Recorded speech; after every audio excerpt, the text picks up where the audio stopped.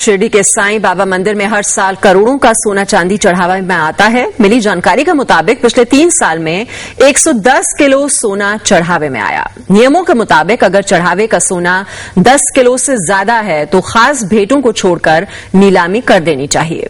नीलामी में सही दाम न मिलने पर दोबारा नीलामी का नियम है। अगर दोबारा भी सही दाम न मिले तो सोने को गलाकर सिक्के बनाने का नियम है। साईं के चढ़ावे में आए सोने को गलाने के लिए भी बाकायदा नियम बने हुए हैं। ये सोना मुंबई में गलाया जाता है और नियमों के मुताबिक मुंबई में ले जाने से पहले ये सोना मंदिर के 2 ट्रस्टियों और सरकार के नियुक्त अधिकारी को दिखाया जाना चाहिए। नियम यह है कि ये तीनों लोग सोने के साथ ही मुंबई जाएं और इनकी मौजूदगी में ही वहां पर सोने का बक्सा खोला जाए। इस कथित घपले का खुलासा एक आरटीआई के तहत हुआ। आरटीआई से मिली जानकारी में ही ये बात सामने आई कि तय नियमों का कभी पालन ही नहीं हुआ।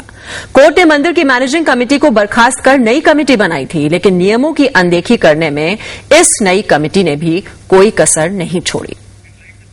और जानकारी के लिए हम सीधे रुख करेंगे जीनू संवाददाता राजीव रंजन इस वक्त हमारे साथ जुड़े हुए हैं। राजीव, जैसा कि बताया जा रहा है कि पिछले 3 साल में अगर ये 110 किलो सोना चढ़ाया गया था, ये कौन कौन से नियमों की अनदेखी की गई, आरटीआई के तहत क्या क्या जानकारी इस सिलसिले में हासिल हो पाई है? दुरुस्त बात है। जब पहले नियम यही है कि जो 10 किलो सोना रखा जाएगा, इसके बाद बाकी सोने की नीलामी कर दी जाएगी।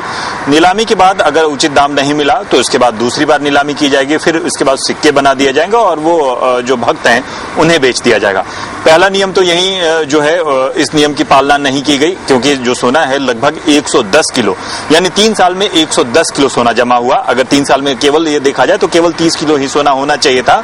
बाकी जो दूसरा नियम है कि अगर सोना गलाने के लिए मुंबई भेजा जाएगा तो वो 2 जो ट्रस्ट के लोग हैं और एक सरकारी अधिकारी के निगरानी में वहां सील बंद किया जाएगा और वही लोग यहां आएंगे मुंबई में और इसके बाद वो सील खोला जाएगा।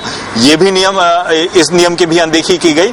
और दूसरी बात कि जिस तरह से हर बार जो गलाने के बाद जो सोने की कमी आती है, इन चीजों की भी जानकारी नहीं दी गई और इन चीजों के बारे में भी लोगों को नहीं बताया गया। तो कई और अलग अलग स्तरों पर इन नियमों की अनदेखी की गई है। दूसरी बात, जो पहले से ही विवाद चले आ रहे हैं कि जिस तरह से ट्रस्ट में धन इकट्ठा होते हैं, ट्रस्ट के बाद जो डेवलपमेंट के काम किए जाते हैं वो वहां शिरडी में करने चाहिए, लेकिन वो जो होते हैं वो ट्रस्ट के जो काम होते हैं, जो डेवलपमेंट के काम होते हैं, जो बाकी और है वो शिरडी से बाहर जो कि ट्रस्ट के लोग जो मेंबर्स हैं उनके अलग अलग इलाकों पे किए गए थे, जिससे विवाद हुआ। और विवाद होने के बाद उस ट्रस्ट को भंग करने के बाद सरकार जब आरटीआई के जरिए भी जानकारी हासिल हो गई है कि नियमों की अनदेखी की गई, तो ऐसे में अब जवाबदेही किसकी बनती है और इस मामले में अब कार्रवाई कौन और कैसे कर सकता है? देखिए, फिलहाल जो ट्रस्ट है जो कि सरकार के अधीन है और सरकार उसकी देखरेख करते हैं, तो ये सारी की सारी जवाबदेही सरकार की बनती है कि आखिर सरकार ने इन नियमों के पालन क्यों नहीं किया।